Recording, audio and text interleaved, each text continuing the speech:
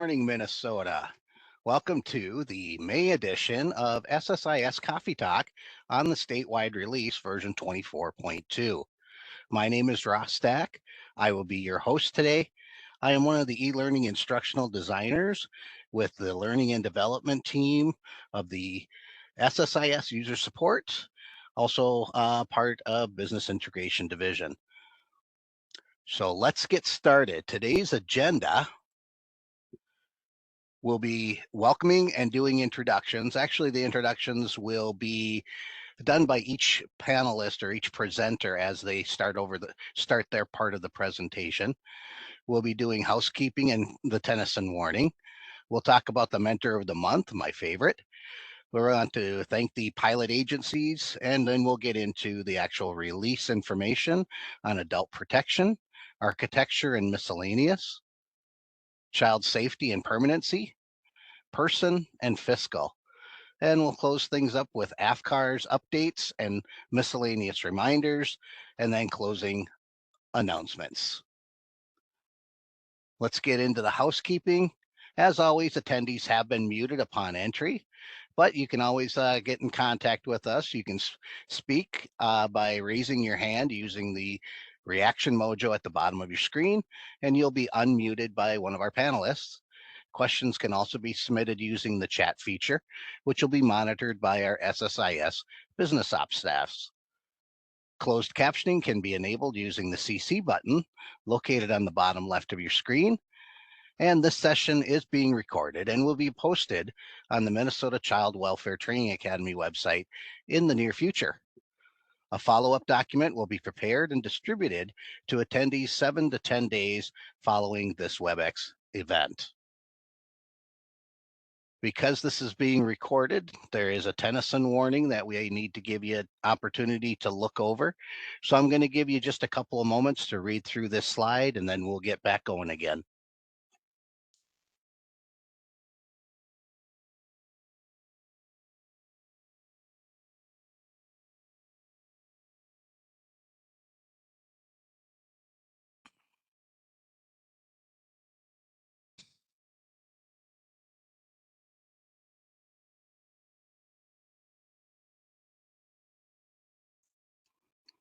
Okay, hopefully that was enough time for you to read through the Tennyson warning.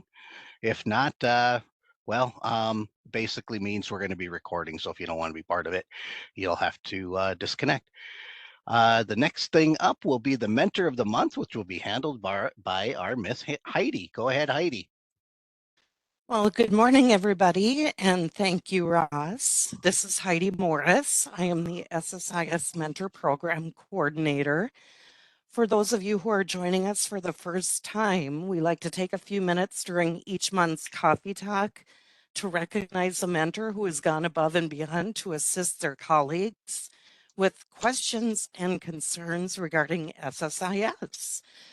So this month, I have the opportunity to meet or to recognize our mentor of the month, who I have met on a few different occasions, and I feel this recognition is well deserved. And that person is Hubbard County's Kathy Melvin. Anyway, Kathy was nominated by a mentor from another county who wishes to be anonymous, and that person had the following to share. Kathy is always willing to help other mentors, answering questions or teaching and reaching out to others to get answers. Kathy is very knowledgeable and friendly. She's a great asset to her county and to other counties as well. Congratulations and thank you, Kathy, for all you do. We appreciate you more than you know. Anyway, if you know of somebody that you'd like to have nominated as the mentor of the month, just send me an email with the person's name, share a sentence or two regarding their contributions, and we will review the nomination and get back to you. Let's see, I will put my address in the chat. So if anybody has someone you'd like to nominate, you know how to reach me. And I hope all of you have a great day. So thank you. Congratulations, Kathy. Next, we'll have Marcia come on and talk a little bit about our pilot agencies. Good morning, everyone. This is Marcia Riss. I'm the Change and Engagement Consultant with SSIS Biz Ops, and we just always want to do a little shout out. Really appreciate our pilot agencies. So for SSIS version 24.2, our current release, we had Chippewa, Douglas, and Olmsted counties who piloted for us, and they did a fantastic job. We really appreciated partnering with them. Piloting is such an important part of ensuring that SSIS is, each of our updates is doing what we want it to do and what we're expecting it to do before we go statewide. So we really appreciate all of our pilot agencies.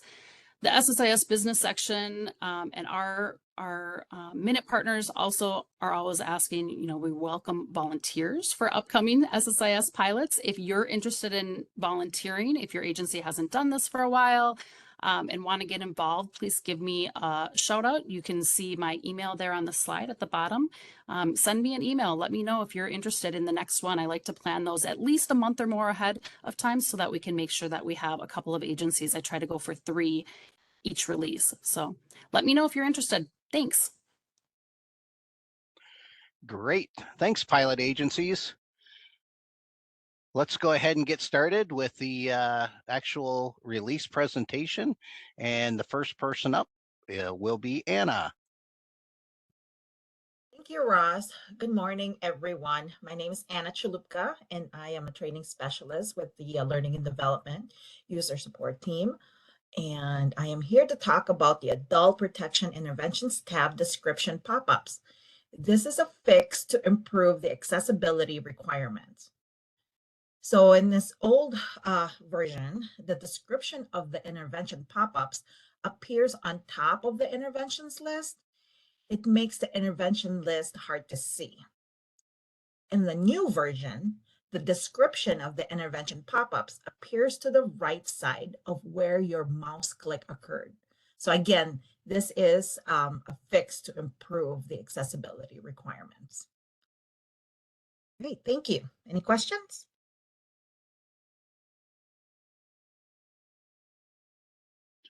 Next up, we have Andrea.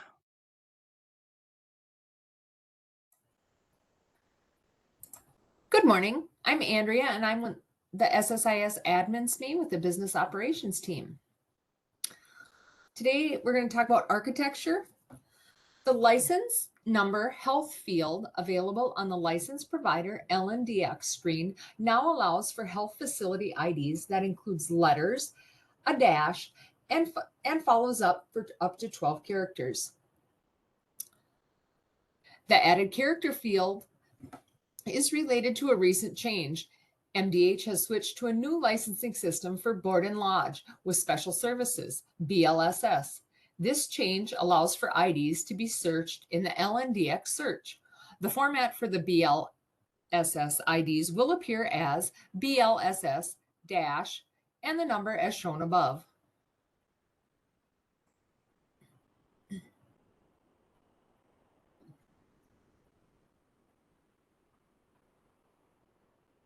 Next screen.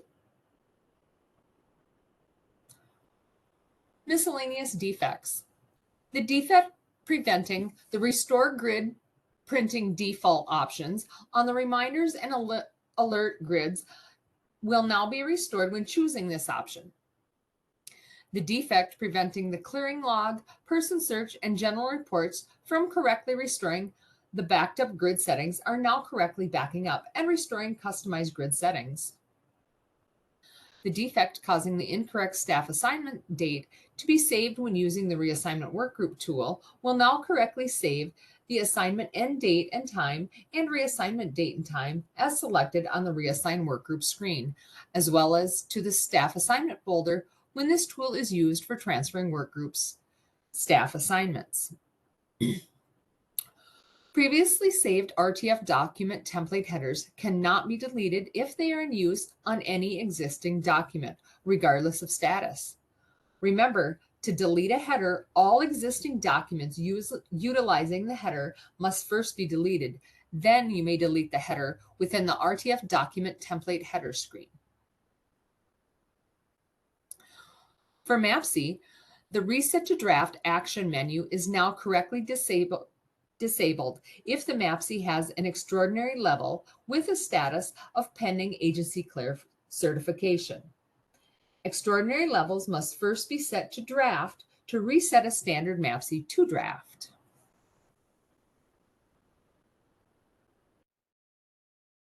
So what's new from the help has been updated. I don't know if anybody's looked at that anytime recently. It's been a few years. So if you click on help in SSIS and click on what's new, you'll now get the information where it leads you to know where that is online versus us ensuring that it's updated constantly. So when you go there now, you can highlight and copy the information, the link, and then add that to your browser. You can also just go directly to partner link and look up the release information page. So we do have that always posted. There is an odd issue at the moment, which we do have a fix for, but we didn't get it into this release. When you go to copy and highlight that link and you right click to copy, sometimes if there's something underneath your screen, so another screen, like say you have a person screen underneath there showing, or a BizOrg screen, and there's fields underneath, when you right click, sometimes it's not showing you the copy option because it's trying to gather information from below the screen. So the fix for that is just move your mouse a little bit. Usually, as long as you're not on a spot where there's something underneath the screen, you'll be able to right click and then choose copy. Another option, of course, would be to ensure that there's not any open windows beneath your what's new window when you copy that link in order to paste to your browser.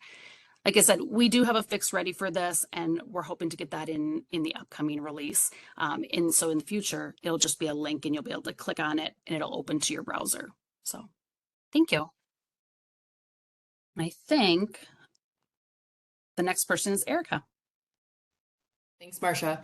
This is Erica Peterson. I am a child welfare subject matter expert with the SSIS Business Operations Unit.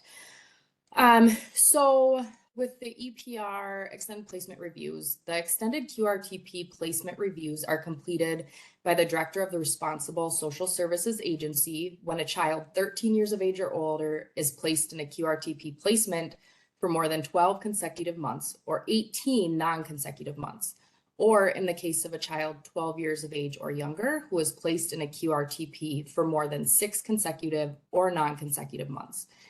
Department policy previously stated that an initial extended QRTP placement review and possible subsequent extended QRTP placement review be completed, depending on the length of the time the child remained in the placement. Policy has since clarified that an extended placement review is completed once per QRTP placement by the director of the responsible agency. Therefore, once an EPR has been completed, no further or subsequent EPR are required to be completed. There's no change in how or who completes the EPR, and consecutive and non-consecutive days do remain the same. Additional information regarding the extended QRTP placement reviews can be found in the department's corrected bulletin, but please reach out to the department's foster care unit or the SSIS help desk with any questions regarding this. So there's a clarification in the chat. This is Michelle.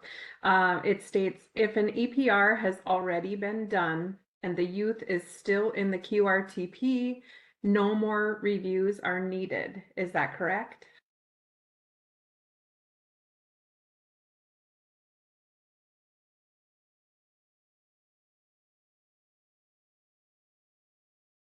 Erica, I'm not sure if you're answering. Oh, there you go. Thank you, Liz. Sorry, I didn't mean to jump in. This is Liz, and I am with the foster care policy area. Yes, that is correct. So only one extended placement review is required per QRTP placement.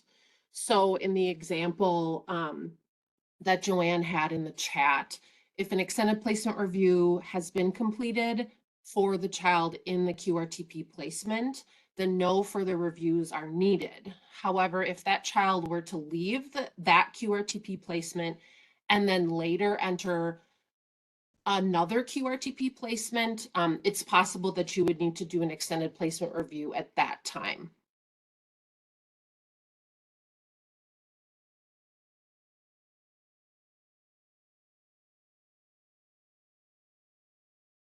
Thank you, Liz.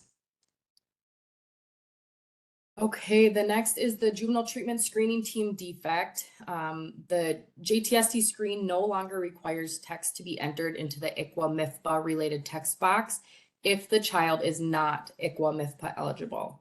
The defect on the JTST screen has been fixed. It previously required workers to enter something into the text box regarding rigorous and concerted efforts made to include a representative of the Indian child's tribe, even when the child is not ICWA-MIFPA eligible. And if workers didn't enter anything in the box, it would create a data cleanup error stating that the screen was not complete. With this fix, the text box is only activated when the child is ICWA or MIFPA eligible.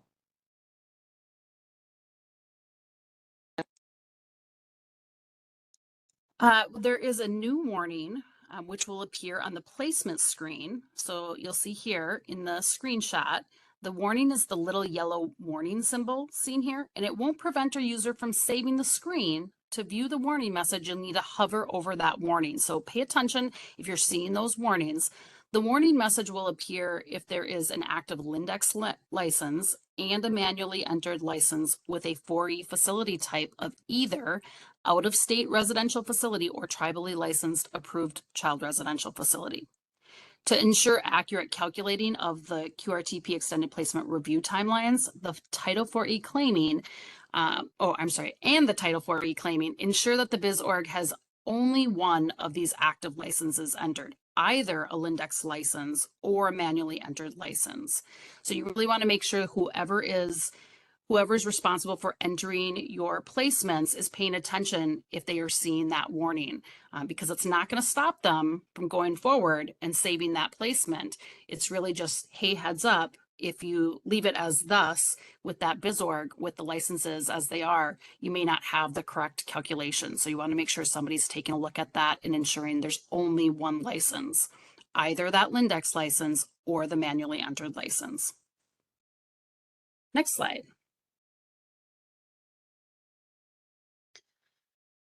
Another change that we have to comply with AFCAR's 2020 reporting requirements, the relationship status of the relationship screen has the following updates.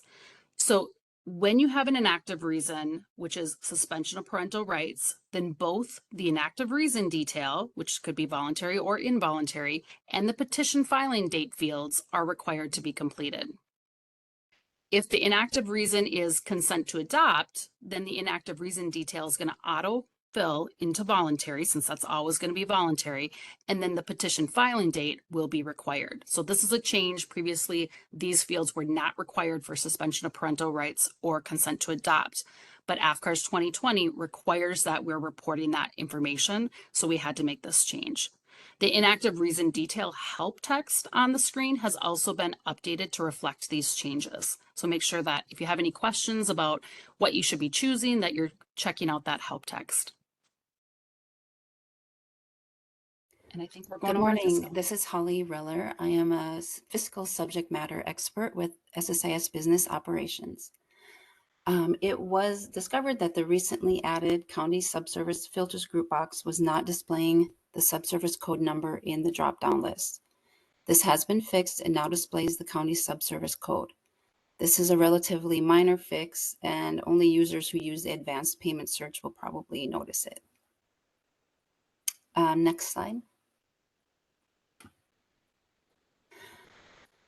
As mentioned in a previous slide, per policy clarification, subsequent QRTP extended placement reviews are not required. Only the initial QRTP EPR is required. Given this clarification, payment proofing message number 1283 has been removed from the child foster care report. Payments that were not claiming on the foster care report due to payment proofing 1283 will now claim. Next slide. SSIS has been updated with the new North Star Care for Children basic and supplemental payment rates effective July 1, 2024. You can now create service arrangements with that effective date and later. Please see the linked bulletin for details. There is also a one-page job aid with the new rates in a table form linked for your reference. And I will pass it to Sam. Morning, this is Sam Breidenbach, fiscal subject matter expert with SSIS Business Operations. And this slide is regarding the Seeger report. We have updated an error message in the Seeger state report that previously was not descriptive enough to be helpful to users. This message displays if a revenue description field is left blank in the Revenues tab of the Seeger report. The new message states revenue description cannot be blank. Please enter a title in the revenue description field. This error message will display in both the state revenues and federal revenues sub-tabs if an editable revenue description field is saved without having a title entered. And also related to the Seeger report on this slide, Seeger units are now automatically converting for brass code or service 480 to report units accurately from payments to the Seeger report. This was previously reporting the amount on the payment, but the units themselves were not being reported on Seeger automatically. The conversion calculations were added to perform this function automatically in the system going forward.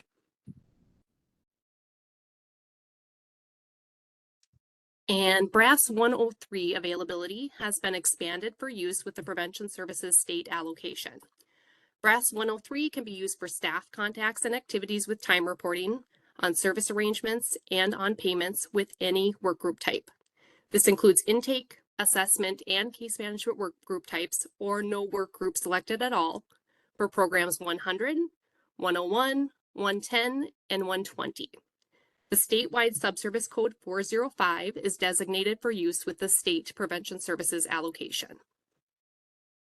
And I will pass it back over to Marcia next for AFCARS updates. Great, thanks, Sam.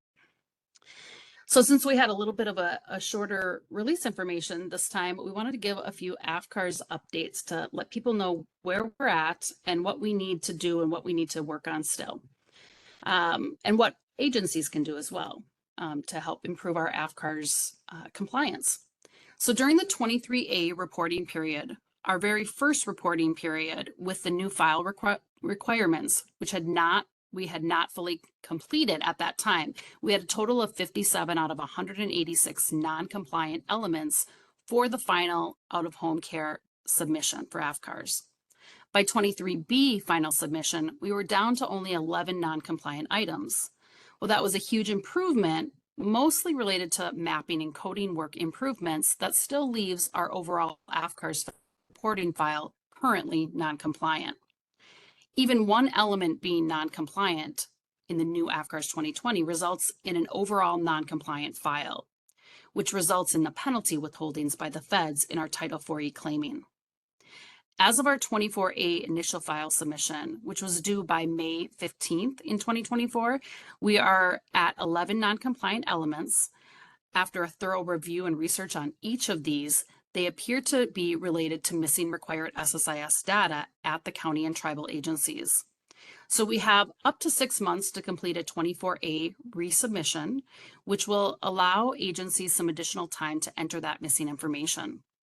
Our team plans to continue to work on some improvements to the data integrity of our AFCARS file, but currently we're starting to start pivoting towards planning for how to best help our agency partners to improve their AFCARS reporting for these missing data requirements, especially for the currently non-compliant items, as well as items that are really close to that non-compliance line.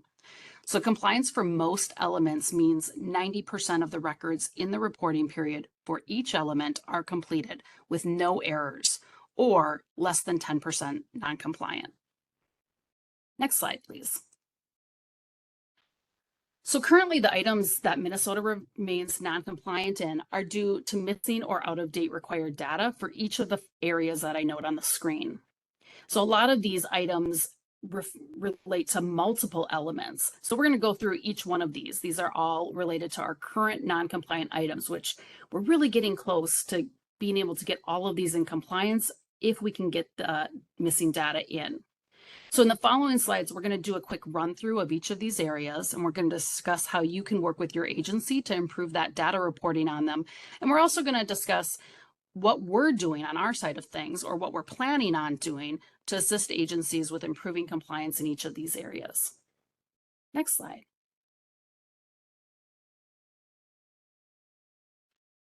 So multiple AFCARS elements rely on information entered in the education folder. Currently, we have 2 AFCARS elements that are between 20 and 21% non-compliance due to missing education information for the child. Most of the errors that we're seeing for these are due to either no missing, so either the missing education record, so it's not there at all, or there's no education record that has a current as of date within the past year of the continuous placement. So this means if you're closing your work group and the continuous placement was already closed prior to when you close that work group, because I think this is what's happening to a lot of people, and you see that data cleanup that says, hey, you need that education record updated. What it's asking you to do is it's asking you to make sure that the current as of date for the education record is within the last year of that continuous placement. If you date it after the continuous placement ended, it doesn't qualify. It's not going to match up to what we need. So what I usually recommend is if you're closing this, if you're entering that education record after you've already closed the continuous placement, make sure that you are using the day prior to the last day of the continuous placement. That's going to ensure that you have a correct current as of date. That's going to allow us to pull that data for AFCARS. Now, best practice is you're ensuring if the child is in a continuous placement that this information is being reviewed or updated at least annually. Since the info is also pulling into your out-of-home placement plan, ideally workers are reviewing the education information when they're updating and creating your timely out-of-home placement plans. So we're exploring some additional tools, such as a new repository area, to help agencies identify when there are missing or not current education records for children in continuous placements. This is Michelle. There's a question in the chat. It reads, can the counties get a list of their non-compliant elements, or is there a report that all of these would show up on? Cindy, that's a wonderful question, which I have a plan to answer in an upcoming slide. So I'm going to hold on that a minute. That's a perfect question, and it's going to be at the end of our AFCARS section. So I'll talk a little bit about that. Thanks. All right, we can go to the next one. All right, here we are. Next slide is the removal adoption TPLC history screen.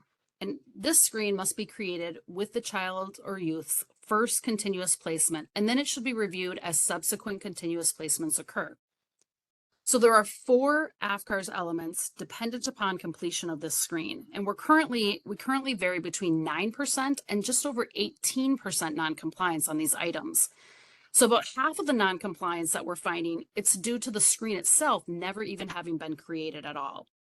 The other half is related specifically to the TPLPC legal guardian history section of the screen. So I show that here highlighted on the screenshot there. So that section was added as a required section for the removal adoption TPLC history screens in response to AFCARS 2020 reporting requirements.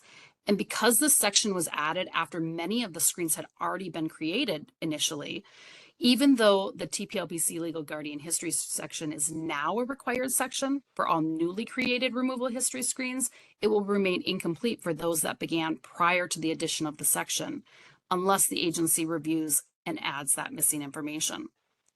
So the screen itself is created by right-clicking on the permanency folder under the client in the tree view, or using one of the permanency action menus, and choosing New Removal Adoption TPLPC History. This creates the node that appears in the tree view under the permanency and displays the Removal Adoption TPLC History screen that needs to be completed for the initial continuous placement episode. Once that node has been created, the option to create another will be grayed out, so you can't actually create another one. There can only be one of these screens created, and after that, the screen really just needs to be updated to enter any missing information, as well as should be reviewed at each subsequent continuous placement. So every time there's a continuous placement being created, someone should also be reviewing that that screen is reviewed, correct, and updated, right? So there is a last review date where you can enter that information. Best practice is to complete it within 30 days of the continuous placement start date, but ideally you would do this at the same time that you're entering the continuous placement if you know the information. Now, to assist agencies in being more easily able to identify when the screen is required but also still missing, we're planning to add a new repository error that will allow agencies to identify the missing screens. We are also working with our research team to create some queries to identify agencies that have that TPLPC legal guardian history section of the screen still not completed within their existing removal adoption TPLPC history screens for continuous placements that were open during the 24A or later reporting periods. Once we have that, we're going to share that information out with those agencies that have those corrections needed so that they may review and follow up on getting the missing information entered prior to our next AFCARS file submission, which is going to be due next, due in mid-November, right? So you will be getting, if you have some of these to be completed, you will be getting something from us, but just want to make sure people are paying attention, getting in the habit of creating that node upon each continuous placement, and at any subsequent continuous placement, you're reviewing that node, making sure that it's updated. Next slide. So this one is on the environment at removal, another new section. So this field was added as a required field for all continuous placements in response to AFCARS 2020 reporting requirements. It was added in version 23.2, so that was back last May, so in 2023. While it is now a required field for anybody who's creating a new continuous placement, it's going to force them to answer that question. For continuous placements that were created prior to that date, so prior to May of last year, those are going to remain incomplete, and there's not currently a trigger to let you know that that's still incomplete. So right now, we are at 34% non-compliance on this element. This is our element that we have the highest percent of non-compliance of all our elements currently. So agencies can use the continuous placement grid type general report to locate all their currently open continuous placements that were opened with a start date prior to May 24th of 2023. That's when version 23.2 came out. And if you can review those continuous placement screens to ensure that that field has been completed for each, we can probably get this one in compliance. To assist agencies with improving this, we're going to work on adding a screen rule that's going to require this field to be completed at least before the continuous placement can be closed, so we can make sure that we're catching those. However, since there's so many placements that were open prior to May 24th, 2023, we really are going to continue to remain, and I should say, really may continue to remain open for more than one reporting period. This rule by itself, waiting till it's getting closed, is not going to bring us into compliance. So it really is going to be important for agencies to review and ensure that the information has been entered for those older continuous placements that are still open. We're also planning on an enhancement in the continuous placement grid type general report that's going to have this field allowed so that the environment at removal will be an optional column that can be added to the report so you can see easily, has it been completed or not. So that should make locating those that do not have this field completed easier to identify and track in the future as well. We're not yet certain that this enhancement will make it into this very next release cycle, but it will be coming in a coming release. I see a couple of questions in here. The general report. So Teresa, the general report for that one, if you go to general reports and under the placement folder, there is a blue and white icon that says continuous placement. So it's a grid type report. That's the report I'm talking about. And Joanne says, should we only do work on current open continuous placements that were open prior? Yes, Joanne, only the current ones that are currently open. I think that we can get in compliance even if we don't go back. We really don't want to also reopen things that are already closed, because that can also affect our tardiness, right? So we're kind of working against a couple of things here. So, yep, perfect. And I'm going to talk a little bit more about other things that we're going to do in the future as well. So kind of along with what Cindy was asking about. So we'll talk about that at the end. All right. And the next one, I think, is mine as well. Yep. Okay. Location of living arrangement. So AFCARS requires that we report the location, which is the physical location address of each placement location absence occurrence, except for runaways or unauthorized absences, of course. So each of those that fall into a continuous placement span that was open for 1 day or more during the reporting period. So for this information, we rely on the physical location address that's entered on the Placements Associated Provider BizOrg, right? So when you're adding a BizOrg, we're also looking for that physical location on the BizOrg. If there's not a provider BizOrg, we're going to look to the child. So for example, a child in a child home visit, we still need to know where is that child, right? Where are they physically located? So we then rely on the physical location address under the child. So currently we're approximately at 25% non-compliance. So that's pretty high as well for this AFCARS element. So that's one of our higher ones. Agencies are currently required to ensure that the physical location is entered for all BizOrgs that have an associated child foster care placement. And for those location absences that do not require a BizOrg, the location of the child must be documented in the child's current address record using a physical location type address.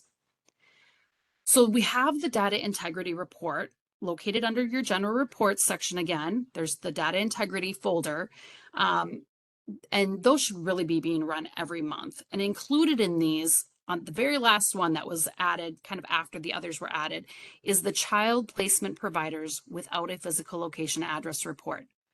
So this is a grid type report, and as with other grids, you may find it useful to sort or filter the grid columns. So on my screenshot here, that's what I'm showing. I'm showing that particular report. One of the highlighted columns that I have is on an open placement or location.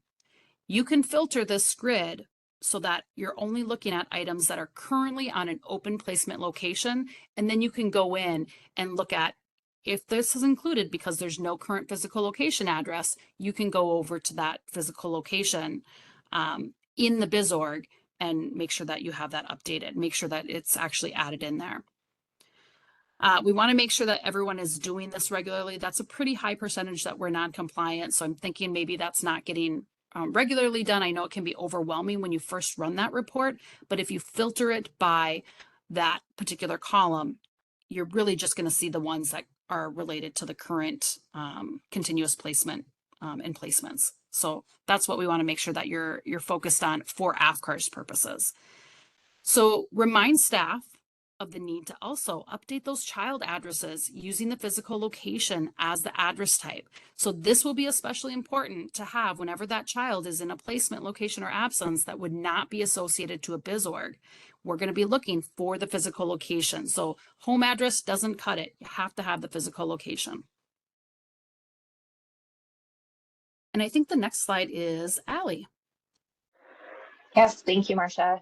Good morning, everyone. My name is Allie Tesmer, and I am the data integrity subject matter expert for the business operations unit. And I'm also going to go through a couple of AFCARS elements with reminders and updates for agencies. So we're going to start out with the expectant or parenting youth, or the EPY screen shown in the slide.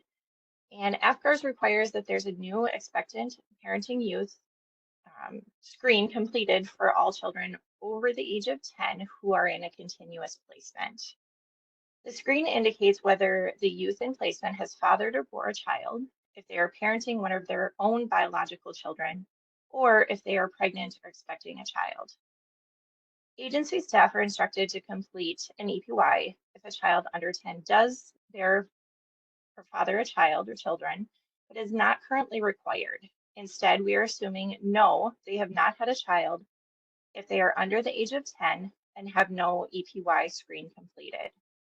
The screen is required to be completed for all of those over 10 years old in a continuous placement.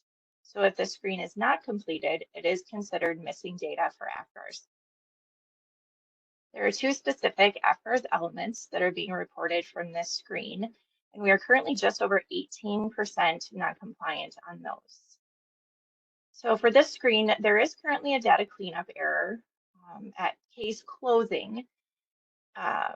And we are also looking, like Marcia said, at adding some additional tools to some of these requirements. And this is one of the screens that we will be doing that on as well. Next up is relationships. So there are 10 AFCARS elements related to the relationships screen. And several of these elements we are currently non-compliant in, and several we are very close to not being non-compliant in. So we want to make sure that the relationship node is filled out completely and thoroughly through the duration of a case. AFCARS is specifically looking on this screen for the relationship to be completed for the parent, adoptive parent, or legal guardian. One of the more common issues that we are seeing is that the parent or parents are not listed, or the child's guardian is another relative, such as a grandma, aunt, uncle, that is listed. However, they are not being listed as a legal guardian, which is what AFCARS is looking for.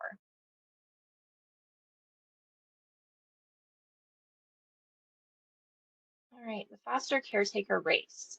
So AFCARS is looking for at least one race to be entered for foster parents if the child is placed in a foster family home. The foster parents' identified race is American Indian or Alaskan Native. The subsequent drop-downs highlighted in the bottom right-hand screenshot also need to be completed. The foster parents should be listed under the individual provider folder of the BizOrg.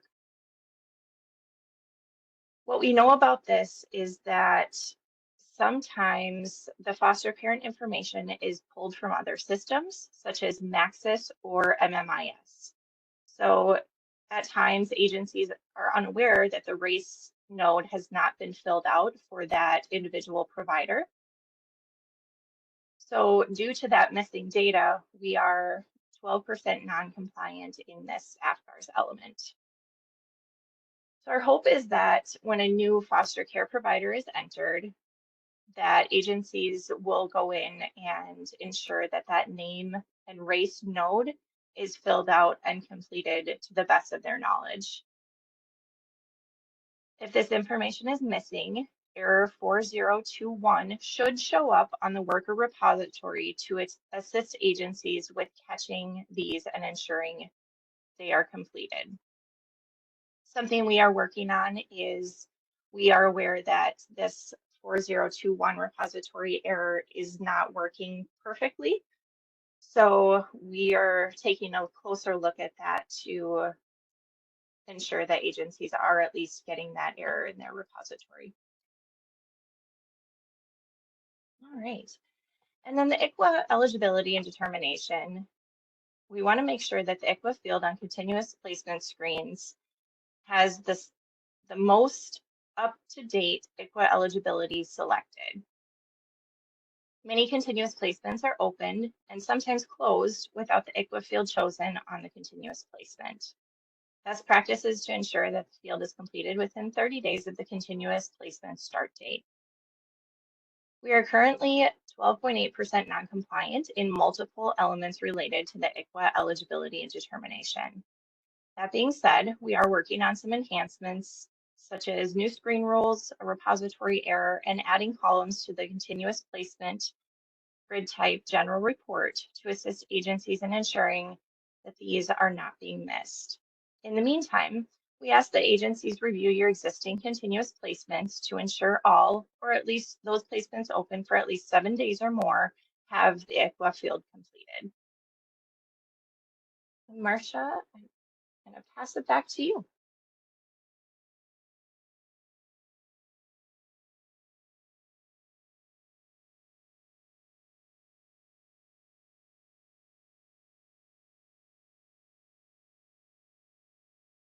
Marcia, if you're talking, you're on mute. Probably was talking, so thanks, Ross. Before we jump over off of AFCARS, I want to share a little bit more information on our AFCARS. So I want to share that we do have some plans to run some queries on errors that we're seeing in the federal AFCARS file for non-compliant elements. And we plan to start reaching out to agencies that have these in mid to late July.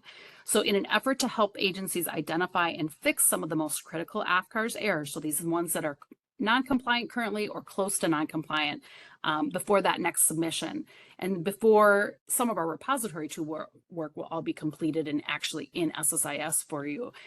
So Cindy, I think you had that question. Absolutely. We are working on that. Got to do a little bit of reverse engineering to take those error records that we get from the feds to be able to send them out. So when we get them back, they're encrypted and take a bit of work to unencrypt. So yeah, that's part of the plan. Agencies will start seeing some emails out probably from Allie and myself mid to late July with things that we need fixed prior to November. In the meantime, anything that you fix, that'll be one less thing that you'll have to fix later on when we're sending those out. So please pay attention to the areas that we covered today. All right. Oh, and I see another question here. Let's see. Is there a report that we can pull to make sure that the relationships entered for all current placements? You know, I don't believe there is, Jeanette. I can't think of anything off the top of my head. When I looked at this earlier, I didn't see anything either, but that is one of those things that we are looking at, adding things like another repository error so that there will be something that you can just run. In the meantime, making sure that we're, letting everyone know, hey, make sure that, this is a common practice. You have to ensure that grandma can't just be entered as grandma if she's the legal guardian. She needs to also be entered as the legal guardian because otherwise we're going to be not compliant in that item.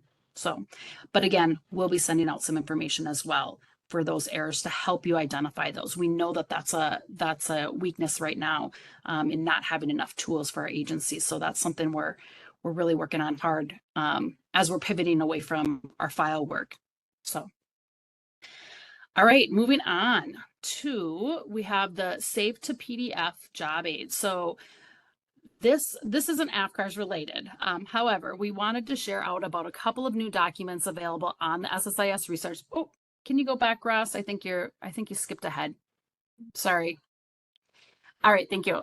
So this is new documents available on the SSIS resource page. This is the resource page out on Partner Link. So we recently added a new job aid to help users save items from SSIS Azure by personalizing the pinned options Azure allows. I don't know if it's Azure or Azure, sorry, allows in the Save As window, which comes up. So usually when you're saving to Save As PDF, when you're choosing that one, you get that little Save As window to look for your network drives and things like that. So the default for the pinned items, which has been really confusing for a long time, it's something that we haven't been able to change, right? The default items are something Azure has pinned automatically. And so it's showing that it has the desktop, the downloads, documents, etc. folders that we usually in workers are thinking, hey, that's my folder, right? That's going to go to my desktop, but it doesn't, as we know. And so because they're assuming that, it ends up going nowhere and then people are confused. So the job aid will actually walk a user through unpinning those defaulted items from the Azure Quick Access panel on that Save As window, and then explains how to pin your chosen locations to that space. So it does take a couple of extra steps, but once it's done, that should save, and each time that should come up. So it makes it easier in the future when users go to save, since the options are going to be their own personalized save locations. One more job aid that I want to note right underneath that. So I have it highlighted here on the screenshot, but underneath that, there's the Azure SSIS known issues. So that was recently posted by Tier 2. This is the Azure SSIS known issues document that mentors have been asking for quite some time, I think.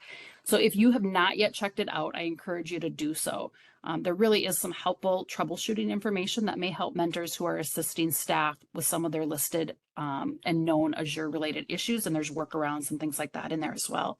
So I think it's something that mentors have been asking for some time. Next slide, I think, is Andrea.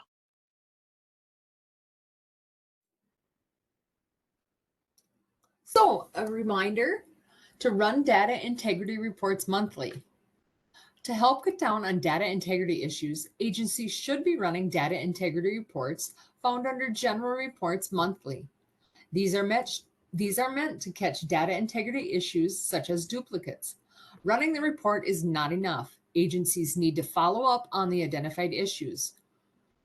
When unsure of how to resolve, contact the SSIS Help Desk for further assistance. Instructions for resolving issues pertaining to each individual report are located at the top of the report, except for grid reports. Grid reports, such as child placement providers without physical location addresses. You can find the information on resolving issues found on that report by going to the print preview, found by selecting the print grid option. This is common to most grid reports. Additional information about what is included and excluded on any grid report is found on the print preview view of the report.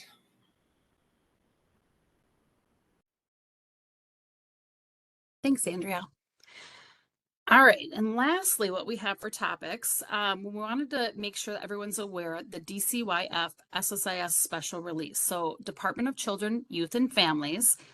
So in coordination with the establishment of that new department, which begins July 1st, a special SSIS release is going to occur. This special release will include updates made up of the most critical existing SSIS documents requiring DCYF information, language, and logo updates. So these are primarily SSIS documents that are used with clients as well as documents of a legal nature. It's not going to include all documents that require updates related to the new department. So the remaining documents are going to continue to be updated within the regular SSIS quarterly release schedule. So you'll continue to see document updates, for each of our releases thereafter related to DCYF until we've gotten through everything. But this is kind of the day one items, things that we really need to have because they're of a legal nature or they are used with clients more often. So a list of the affected documents, including those that will require mentors to reattach an RTF document template header, is going to be shared out prior to that special release. So just wanted to give everyone a heads up. That special release is Monday, July 1st, 2024, and it actually is going to occur between 6 and 8 a.m. So making sure that your staff is aware of that prior to that will be a good idea since they shouldn't be logged into SSIS at that time. You'll see some more information come out from our staff prior to that with those lists that I mentioned. And I think that's all I have. Thanks, Should Ross. we give one more opportunity here for a second or two for folks to send in any questions into the chat? Yeah, absolutely. Yep, absolutely. Any questions for anything that we covered so far today?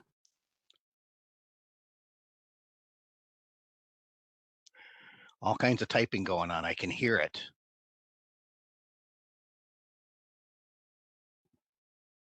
Oh, Kelly, thanks. The final release documents will be posted on the web. I put in for them to be posted, so I would hope that they're posted by the end of today. So I know right now what you'll see out there is the Pilot 2 release documents. I checked on that this morning right before the coffee talk. The new ones aren't out there. Essentially, it's all the same information, I will say. There's very little change between Pilot 2 and final release, but that should be out by the end of the day. When does 24.2 take effect? So 24.2, that's going to be Wednesday at 6 p.m. is the install. So staff should be logged off at 6 p.m. this Wednesday for that install. And then Cindy, Family First Prevention. Are we going to be able to document without a work group?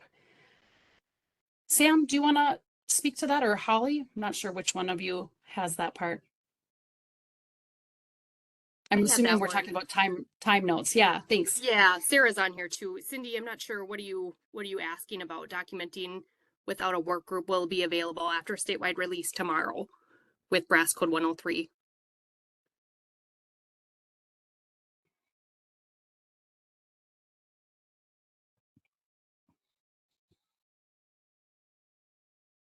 Cindy, are you meaning the Family First Prevention Services allocation? If so, yes, you will be able to document without it tied to a work group after that new release.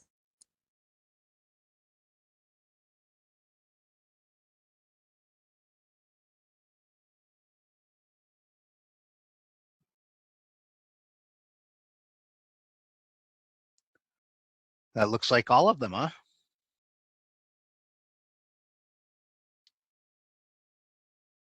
All right, we're going to continue on then and talk about your SSIS resources. As always, visit often your SSIS resource page because changes do occur. You can also find your 24.2 release information, the what's new, release notes, known defects, also your SSIS worker documentation and your SSIS fiscal documentation, as well as a bunch of training.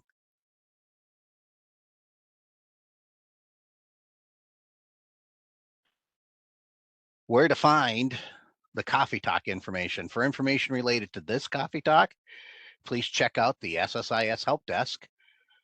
And to review previous SSIS Coffee Talk webinar recordings and reference materials, you can visit the Minnesota Child Welfare Academy SSIS training site. And the link is on the slide. Don't forget to save the date for June's Coffee Talk, which will be SSIS components of 4E, which will be held Tuesday, June 18th from 9 to 10:30. And we have some guest presenters. We have Paula and Debbie, and they're both 4E trainers. So looking forward to that. Thank you for hanging out with us today. And that's it for today's presentation. You can contact us at the user support if you need anything. Otherwise, thanks for joining. Stay golden, Minnesota. Radio Ross out.